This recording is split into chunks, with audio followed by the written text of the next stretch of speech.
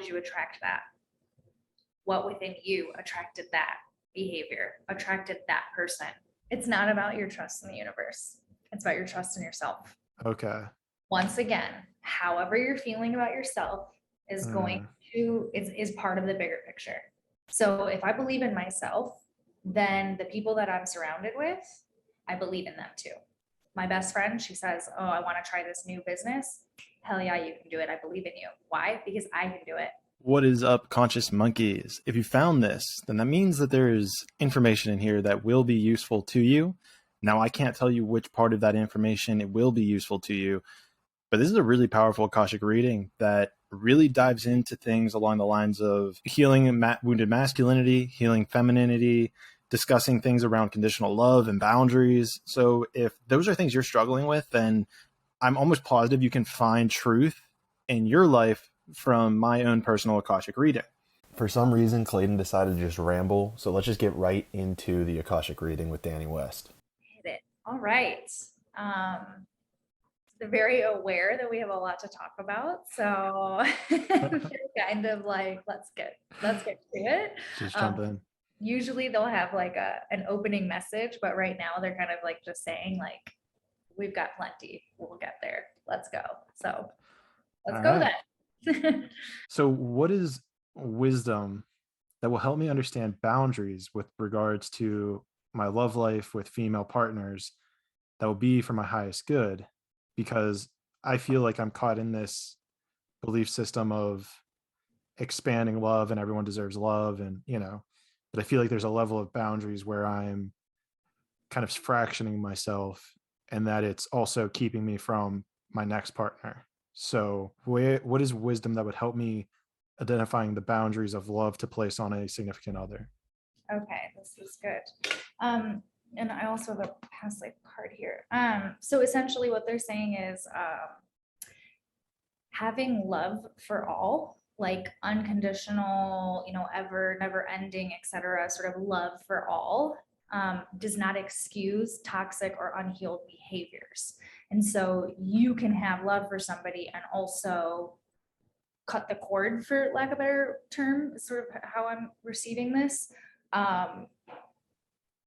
Because having love for self, like the highest love, the most unconditional, the exact love that you are talking about when you speak about this, having that love for yourself is having love for everyone.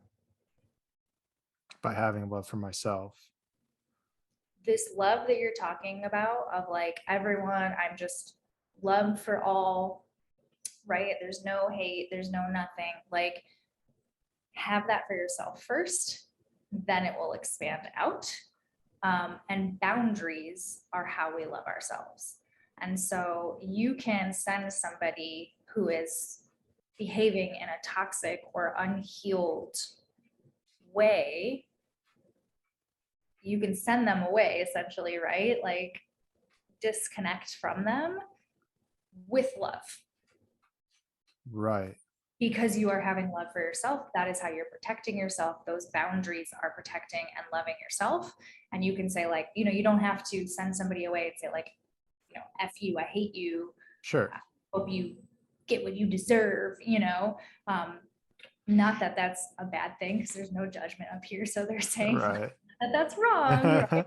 Very human and we accept that. But by having these boundaries, right? And there's a difference between firm and flexible boundaries. Okay. But somebody is treating you in a way that is not serving you or is not essentially making you feel that all-encompassing love, you can disconnect from that person. It doesn't mean that you're putting out anything negative. Right. Does that make sense? And if anything, it's more positive because I'm staying away from the energy of what they are giving off, which is less than unconditional. Exactly. And they're showing that when you do that for yourself, you're actually doing it for them as well. And you're making space within yourself for something that actually aligns with you to come in, relationship wise, especially. Okay. And so then to keep going with that train of thought, the word toxic was brought up. Yeah. So what, what would be a toxic behavior that I am maybe unaware of, that I am exhibiting with regards to this unconditional love? And would they be able to give me an example of how this is manifested in my life? Okay, okay. So they're definitely, this is here, they're saying see behaviors in your past relationships that you already know have not quite aligned with your character, with your highest self, right? And they're saying, so it's funny. So I pulled this love life card and I've been trying to be patient, but can't, I don't want to be patient anymore with it. And essentially, this is generally talking about one specific person, and maybe this person will come up. Maybe you know who this person is. But there is a specific relationship that really shaped you in this lifetime, shaped who you are, taught you a lot about yourself, about how you relate to others, about how you show up in relationships, and also what you want from another part from a partner. You had a past life with this person. It doesn't necessarily mean that there was a romantic connection in the past life, but there was some sort of bond or lesson that you agreed to essentially come into this life to learn. Your romantic inclination with that person is part of a greater plan, which is why they're saying that this relationship is going to help shape you for future relationships. And I think that's what they're saying when they're saying like see figure A, right? Past relationship, where you already know like, ooh, like if I could redo that, or if I could go back, this and this and this is kind of how I would show up differently. And essentially take note of that, because they're asking, why did you attract that? What within you attracted that behavior, attracted that person? It's not about your trust in the universe. It's about your trust in yourself. Okay. Once again, however you're feeling about yourself is going to is part of the bigger picture. So if I believe in myself, then the people that I'm surrounded with, I believe in them too. My best friend, she says, oh, I want to try this new business. Hell yeah, you can do it. I believe in you. Why? Because I can do it. Make sense? It If I does. didn't believe in myself, I would be full of doubts and be like, are you sure this is what you would do? You know, you could have security. You could have this at a 9 to 5. You could do, does that make sense? It does. So if I'm trusting myself, if I tell the truth and I'm totally honest, because there's no fear there of telling the truth, of communicating my needs, of communicating my boundaries to somebody I love, even if it's a friend, whether it's a friend or my partner or my mom, if I'm safe within myself to say, hey, this is how I'm feeling, this is what I need, and I trust that that's what I need, and I trust that that person can give that to me, then I know that by saying that, it's not going to cause problems. It's not going to make me unsafe. And so then, are there any exercises I can do that increase the trust I have within myself? Great question. But they're pointing to your inner teenager here. So immediately I wanted to go to inner child, but they're saying actually this isn't necessarily about inner child. Yes, inner child always needs our attention. Okay. But there's this inner teen young man, right? Like think early 20s, right? 18, 19, 20, 21, that sort of era of your life. Yeah, there was a situation. The first thing that's coming to mind is I was probably 21, 20 or 21. And I guess I was like browning out drunk. And there was a girl who she ended up cheating on her boyfriend with me. And that's what I'm thinking. And there's a forum on Reddit called TRP, which basically the red pill, which basically goes a little too far in, describing, let's say, women's biology to the fact of the extent that, it's very, it's kind of hard to describe it. It's very, it comes off very, very polarizing, very much in the wounded masculine, and kind of like, you know, it definitely sowed a lot of distrust because I spent a lot of time on that forum, and there was always a piece of me that was kind of like, I know there's something wrong or something off about this. Like, And if I feel like that this isn't the highest good of somebody, then there has to be other people who feel like that this isn't the highest good of all. And it was almost like a pendulum swing where it's kind of like the bad boys club essentially. And so like, being a good caring person all of my life and never really getting anywhere, let's say hypothetically from my perspective, it was kind of this pendulum effect that once I found it, it was more like, oh, it was the swinging of the pendulum to the, let's say, bad boys club. And so then, you know maybe I'm still trying to find that middle ground of where the pendulum lies, if that makes sense. Yeah. I will say, as you're speaking about like this forum and just these thoughts that were shared with you, um, there is this like sort of a little warning going off, and it is of like being careful of this like men versus women, this like biology. Only on this planet are there genders. Right. So like keeping that in mind, that's also kind of reminding me of the conversation that we had last week about patriarchy and right, this over masculine colonial energy, right? This Right. is precisely what our ancestors are asking us to break. Like they're saying that this is not working. It's literally destroying our planet. And we've got to stop the hierarchy. We've got to stop this, like, men are from Mars and women are from Venus bullshit. Like, Right. actually, on Mars and Venus, there are no genders. So stop. Right? Yeah. And so they do want you to be sort of wary and careful about just the terms. And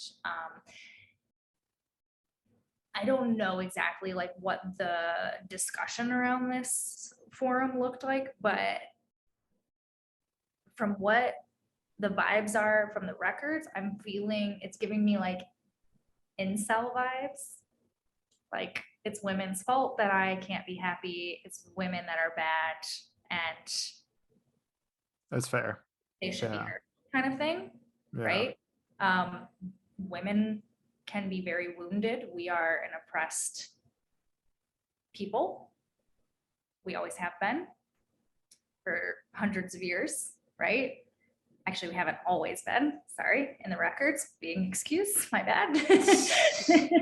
For a lot of lifetimes, we have been oppressed. And so we have to work to build women up, right? And not just women, but other oppressed groups, people of color, queer people, BIPOC, right? Sure. All decolonial spaces that we want to get to. Does that make sense? And so essentially what they're saying is like, make sure that you within yourself find the balance between your masculine and feminine energies, and like finding those feminine energies, and sometimes allowing the feminine energy to even be more powerful than the masculine. And there are problems with both, right? So I've had readings where they're like your feminine energy is way off the charts. I'm like, you've got to balance it out. You're getting, you're getting like walked all over, or you're right giving too much of yourself. You're doing this, you're right. So either way, talking about that pendulum, that it can swing, we want it to be a neutral space. Mm-hmm. Want it to be a chill swing. It's kind of how I'm seeing it, right? Instead of a chaotic, big time roller coaster swing. Gotcha. So then, yeah. So I mean, that makes a lot of sense to me. So then, is it mostly doing? So then, I guess my question would be, what is the suggestion to actually go about this, and would it be meditating on my time in that space and just working with myself? Absolutely. I know that you journal, right? You're really into writing. Yeah. Yeah, you have a past life as a writer. Oh, really? And so essentially when this card comes up, what they're saying is that there's a lot of healing, a lot of transformation, and a lot of revelation that comes from writing. Uh, So I don't know if you've ever done like conscious stream of writing. I'm not sure. I don't think so. I feel like going into meditation and sort of doing like a conscious stream of writing on your feminine energy and if and where that is lacking. And they're very much being seems careful not to say that your feminine energy is lacking, because I think that's something that they want you to come to on your own if right, um and just kind of seeing what comes up for you around that. So kind of with that being said, I mean, I feel, if we're talking, I don't know this for a fact, but my assumption is that for majority of my life's past lives, I've been mostly masculine. I feel like masculine man is very attractive to me. And at some level, I do want to attract a more feminine woman. Now, with that being said, I obviously don't want that to be in the case of toxic masculinity or toxic femininity or wounded masculine or wounded feminine. So, is there a way to kind of hold the pendulum a little towards masculine, or is that maybe not for my highest self or the highest good of, let's say, humanity for me to hold that positioning? In a perfect world, Clayton, we would see you letting go of any control. Here's the thing. I just thought I'm just going to quote them directly. Sure. That was, they want you to let go of the control. They want you to sort of embrace both of these sides of yourself, because if you are coming forth with the intention of being equal in your masculine and feminine energy, then you're allowing your human, like you said, you're much more comfortable with masculine energy. I'm actually getting, you do have a past life as a woman, but it was like one short lifetime. So it's in there, like it's in you. And you do have feminine ancestors that are like coming forward very heavily right now, kind of saying like, we want to help you. We want to show you what this feminine energy can actually do for you, right? Okay. How it can nurture you, how it can call in that energy for you.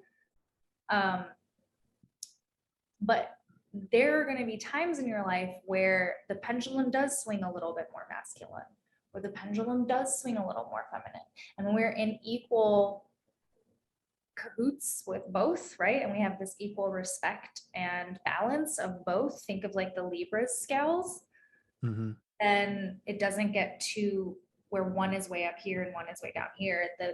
The scales can tip as they will, Right. without us controlling it.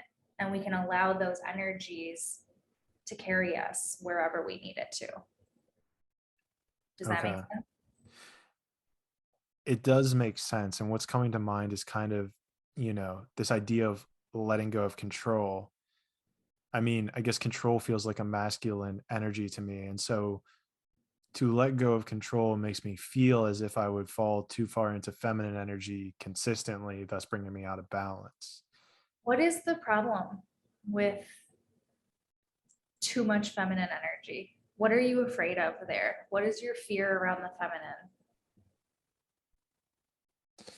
I guess being seen as weak would probably be one of them, though I guess I don't believe that being feminine is weak.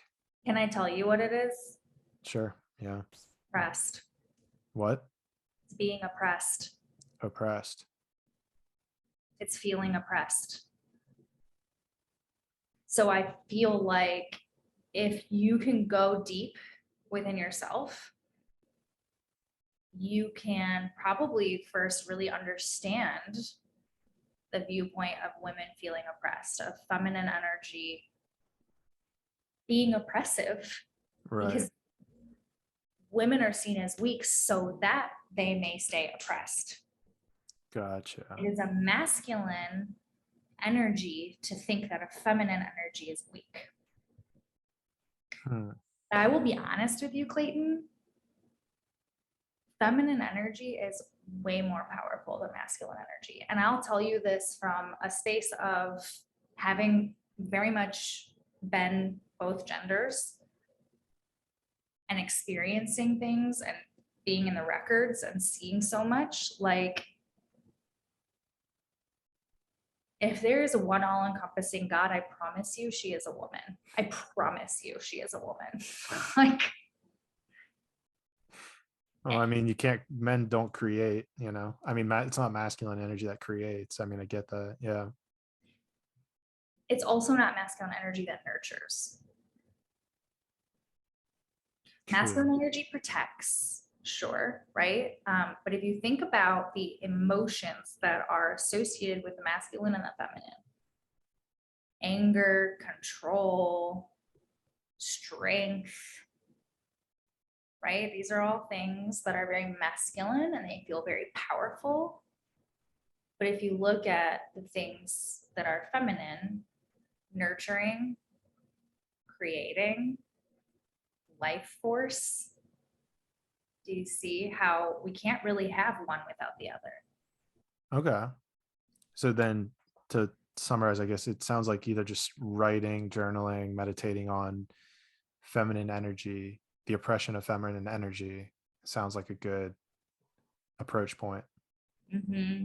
How are you feeling? Good. I mean, I guess kind of neutral. I mean, I'm kind of just absorbing. I'm not really That's exactly what they asked of you. just kind of listening and just, Good, take it for what it is. good. This is an interesting question. So from like the raw material and pretty much everything that gets repeated is that if you are of 50 plus 51% of service to others, you ascend from earth if you're 51% of service to others or 95% of service to yourself. If you're in between, you basically are still on earth. So in my perspective, I really love and find a lot of beauty on earth with the polarities. So if I am over 51% of service to others, will I have the option to come back to earth in a future life? That's a really interesting question. Okay, so essentially what they're saying is you're always going to have the option to come back when you have sort of like fully evolved, have become enlightened. You won't want to. Okay. That makes sense. Like they're saying that you will essentially be ready for your job in another realm, right? Like say the ascended masters, the ascended teachers. Okay.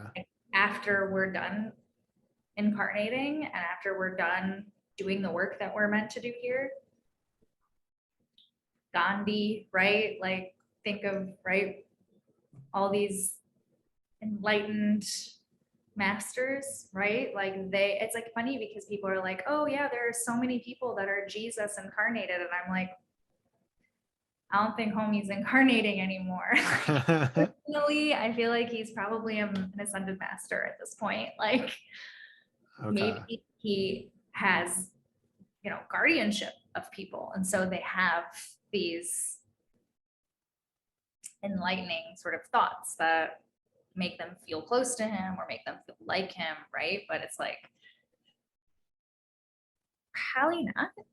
Like he's probably got a very, very important job in the ethers. Right. And so like that kind of thing of like when you are ready for another job, you will be ready for another job. Okay. That makes sense. And I mean, even to kind of expand that further, whenever it says to be 51% of service to others, are they taking into account every single microcosm of action that is occurring? So, for example, me sitting here and asking you for personal insight, is that me being of service to self, even though I'm trying to find my highest self? So essentially what they're saying is try to remember that you are one with the collective. You are not different or other than your neighbor or your enemy. So when you're speaking of, okay, selflessness, right? Sure, that's like a thing. Like we don't want to be selfish. We don't want to be self-absorbed. We don't want to be like narcissistic. But it's that same vein of, treat yourself the same way you're going to treat your neighbor and your enemy and everyone else, because we are all connected, right? Like, I couldn't have done this work until I really took time and focused on myself and healed all these different parts of myself. And then I was like, oh my God, wait, there's something here. My channel blew up. Like, I surrendered to divine guidance. They led me here. Here I am. And I would never say that like I'm a fully enlightened individual. Do I hope this is my last lifetime? Hell yeah, I do. Earth is hard. And it's not getting easier. But by being in service to myself, it has allowed me to be in service to others. And by being in service to others, it allows me to be in service to myself. Every reading that I do, every mentorship that I do, it enlightens me more. There are answers that you ask, or there are questions that you ask that I've never thought about. Right. And so much of the information that I receive for other people is also for me. Gotcha. Because you and I are the same. And just as Right. much as I am in service to you, I'm in service to me. That 51%, the math of it is human constructed. Okay. So when we go, from what I know about entering spirit world, we're going to have a life review. We're going to go over our lessons. It's not necessarily about your actions, but about what have you learned and how have you evolved. Obviously, we're not going to like go shoot up a grocery store, because that is not in alignment with our highest self, right? But if I lose my shit on someone in traffic, it doesn't like cause me negative points in my karmic scale. I'm still human, right? And so we honor that humanness. Right. But then, so what type of actions would be considered selfish then? It sounds, because based on the way I'm hearing it, it sounds almost as if it's all selfish and selfless. It's funny because it's like very much, again, that scale, that balancing scale, right? So selfish is you're only living for your own personal gain, right? You're going to push anybody out of the way to get to the top. The selfish is not healing. It's not healing. It's living from a place of a low vibration. It's all about me attitude. Okay. And when we heal ourselves, when we heal our trauma, when we do the shadow work, right, that we need to do, and that's not a constant thing, it's just an as it comes up thing. People think like, oh, I've got to just be depressed and do shadow work for a year. And maybe that's your journey. It certainly felt like it was mine, but it really hasn't. It's been an accumulation over the last 15 years of shit that I've come to realize and things that I've learned and have applied to my life, right? When we heal ourselves, we heal the collective, we heal each other, we heal our family line, right? It's part of why it's being so called right now. And so by focusing on healing yourself, it's not being selfish, it's actually being quite selfless. Okay. It's just about you. That's how connected we are. Because the other idea that's kind of coming to mind is, let's say, helping a homeless person. Like if a homeless person is kind of handling for money, right? You know, there's a level of me that wants to be helpful by giving money, but there's also a level of me that wants to give money because I know in the future that I'll be granted that money ninefold down the road. Is this selfish and selfless at the same time? And does that kind of do anything to the karmic scale as well? That's a good balance, right? When somebody, I had a friend last week, she texted me, she said, Dani, I don't have any money for gas. Can you spot me? Can you Venmo me? I sent her $25. No problem, no questions asked. I'm not here to judge. I don't care. I'm not going to ask for it back. Sure. And yeah, I did that because I knew I would get it back, of course.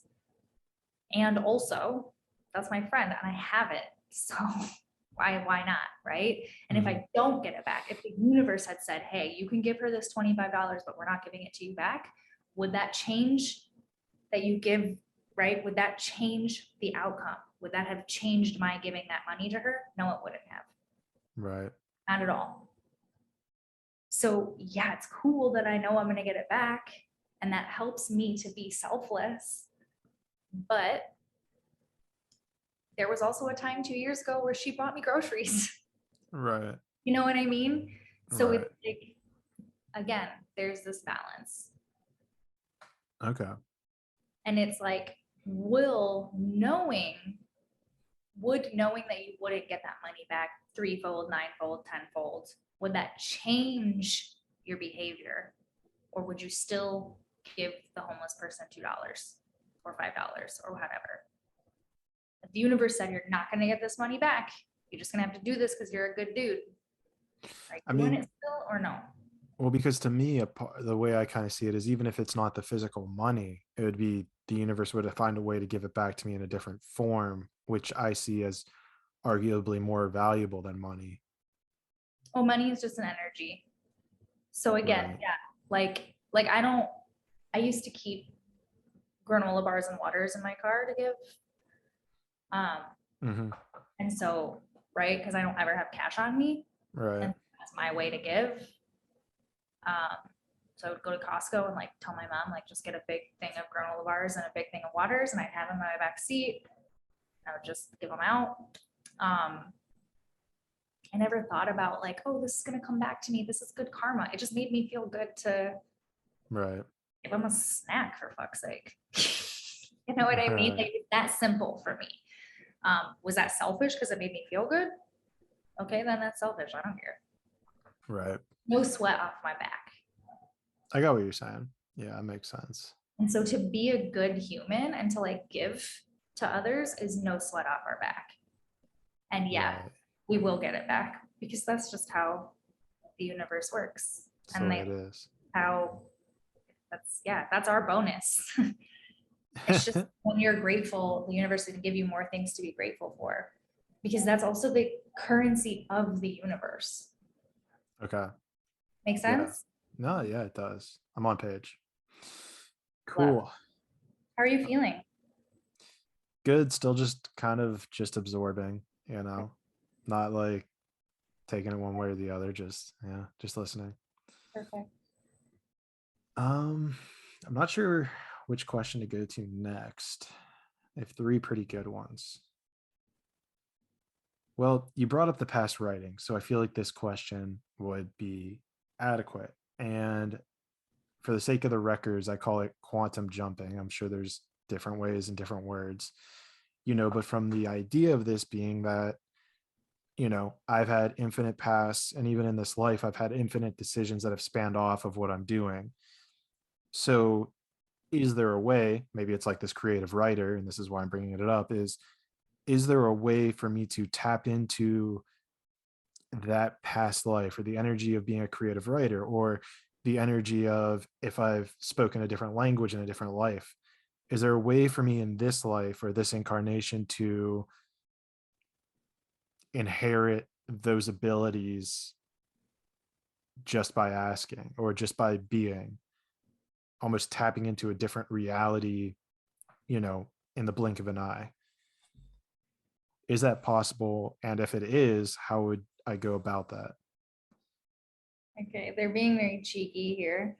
I just have to say that. So essentially what they're saying is that you can absolutely, through meditation, of course, that's going to be our sort of portal into so much.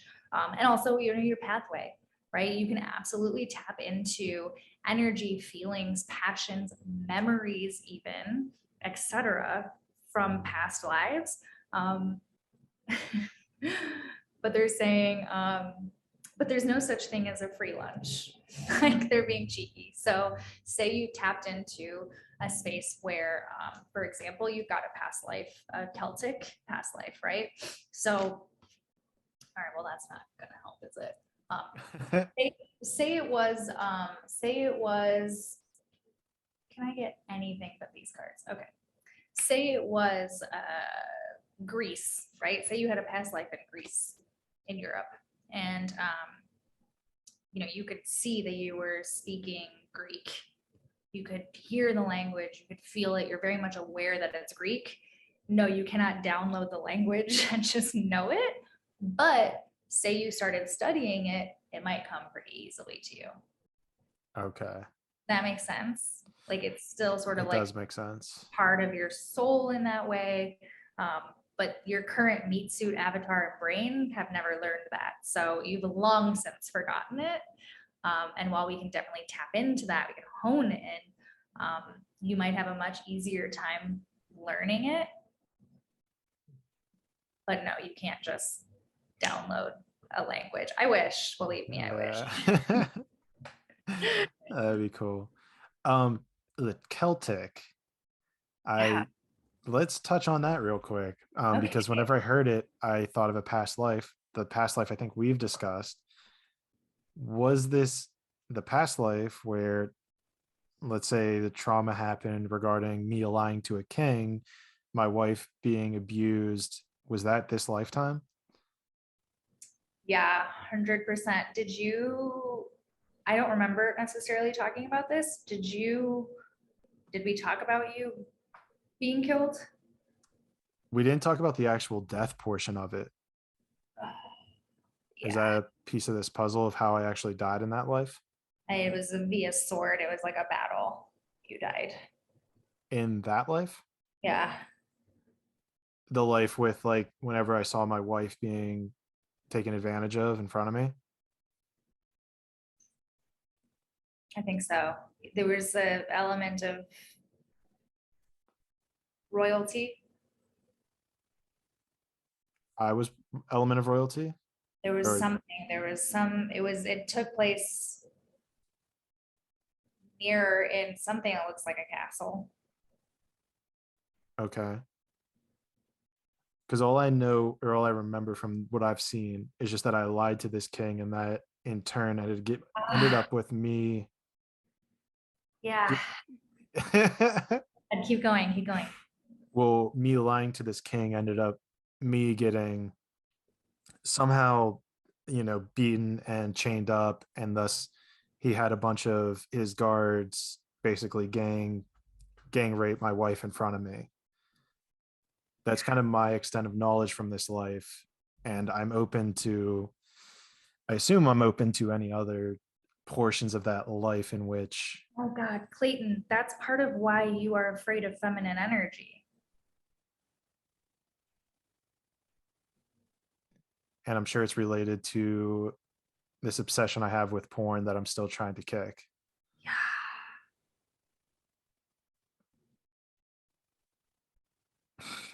I think that's all like your porn addiction, this sort of memory that has very, very much been downloaded into your being, um, is very much part of why you are literally afraid of feminine energy. It's not even that you think it's weak. Of course you think it's weak. Look at what you witnessed. Right. Um, Powerful shit. Sorry. Yeah. I think that there's a lot to be said here. For essentially like so much that we've talked about in this session alone. Well, so one question I would have is, from this past life, are there any names that are coming through, whether it's the name of the king? Because just for me personally, I think it would be cool to look this up in this physical world now, to look back and say, oh, like my name, whether or not you have my name or the name of the king, or anything that would establish the event in which I died, or, you know, I guess it's partially validating, but it's also, to see if there's any wisdom there that I would be able to learn from. Okay. Names that I'm picking up. Wow. Do you want to just spell it? No. I just don't usually get names this quickly. Okay. Names that are coming up. This is so weird. I feel like this is such a fictional name that I'm like, that's not real. We'll let the ego go though. Balthazar, Balthazar. yeah. Okay. Ursula and Arthur are the three names. I'm also getting Nathaniel.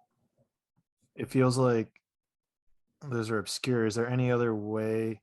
And maybe I'm not supposed to find them online, but is there any words I can Google search other than, Celtic and then these people? The only other thing that I'm getting is Scotland. Scotland. Okay. What about a time period? 1700s. Interesting. That kind of sent a shiver up my spine when you said that. I mean, honestly, this is really like fairly specific information that I feel like only comes through, like it's only going to come through if it's something you gotta like figure out. So there's a reason. Right. Um, And maybe the next element of this, and I told you about the girl who I texted, she actually messaged me a day ago and was like, hey, I'm still just processing this. Two questions is one, is that girl the girl that was a part of this? Maybe her name was Ursula, not sure. And then if it is, should I kind of just is there anything else I should be doing in this current life to help her with regards to this situation, I suppose? what I'm getting is stay in your lane, Okay. stay focused on you. So they're not Fair. necessarily confirming whether that was her or not. And I don't think it's because that doesn't matter. If she's got to heal it, that's on her. It's not up to you to heal it. Fair enough. It's kind of the kind of what I was gonna, as I finished the question, that was kind of the first thought I had as well. Yeah. All right. Okay, so I would say we've got time for one more. Sure. One sec. What was you said Balthazar? Mhm. Do you have a spelling for that? Balthazar. That's Oh, how I spelled it that way too. Okay. All right. I don't. All right. Well, I'll let you know what research I find with that. Yeah, I'm very interested. Well, what about the death? You were getting that I was killed with a sword. Is there any more details there? I just feel like a punctured lung almost, like through the flank side. I don't know. It's just hard to breathe. Okay. Kind of Then I just know guess. they were done torturing you. Okay. Gotcha. Oh, so it wasn't like I was in combat or anything. It was just like, I don't know. I feel like, I mean, you definitely like fought back, but I don't know if it was all the way to that point. Does that make sense? right. There was battles, but it kind of seems like that lifetime you had quite a few, Okay. if that makes sense. It does. It does. I get what you're saying. It could be like overlapping energy at that point. I see what you're saying. Whew. Yeah. Okay, well, this could probably like lower the energy a little bit. So there's times in this life where I feel like I could kind of should be doing something, but then there's like this feeling of there's nothing to do. It's kind of like this feeling of I should be working on something, but I also can appreciate that there's rest that I need to incorporate in my life. So it makes me a little bit uncomfortable to rest. And I am more than happy to just rest and put up my feet if I feel like that's what I should be doing. But is there any wisdom that I could have that would allow me to understand what would be in my highest good in those moments? Let's say these moments of wanting to do something, but also not having anything to do. So it's interesting. This feels like it's going back into this patriarchal decolonizing space. Because there's such an emphasis on humans working to get ahead, to get successful. If you're going to be successful, like, you got to work. If you're going to get ahead, you got to work. You got to work. How much are you willing to work? How much are you willing to put in, right? Sure. No rest for the wicked, blah, blah, blah, blah, blah, right? All of these things. And essentially, that's not how it's meant to be. Like, they're showing very much like, take a playbook from the earth, right? A seed doesn't work to grow. It just hangs out, it bathes in the sun, it drinks water, it takes care, right? It just is. And that's Gotcha. very much sort of, I feel like, where our ancestors as a collective want to get us back to, of just being nurtured. And like, think about past lives where we didn't have bills necessarily. It was really just like a Renaissance painting, right? Of like, we used to sit around and eat grapes and like Right. dance. And So was there, and this kind of, so that was kind of a validating answer, which I think I maybe already knew, but was there an event or a series of events that created this shift in wounded masculinity, like created this very strong wounded masculine that we're still seeing ripple throughout our current lives? Because, you're bringing up that multiple times there was this, where women were more, let's say, not oppressed. And then, I do remember how we were, or stories of how there was times where, these great times, let's see, where everyone's kind of relaxed, whether it was, I'm getting like the Roman Empires coming to mind, but was there, Christianity. what's that? It's tied to Christianity is what it feels like. Mm, And like the church, and sort of the rising of religion and cults, which are very much interesting. They side by created, side. yeah, they kind of hijack spirituality to create fear and distrust between people and God. Oh, Oppression. So yeah. interesting. Yeah. How are you feeling? I'm feeling like I want to go and do a lot of research on Ireland in the 1700s. Yeah. Yeah. You have time before our session. So I need to get some food. I need to get some food before then, but okay. what, because it's an hour and a half. Yeah, Okay. Yeah, whew. I know. That's interesting that there's another guy involved in this, because I would have assumed it would have just been two guys who would have been the king and then me and then the woman, but I guess I don't know.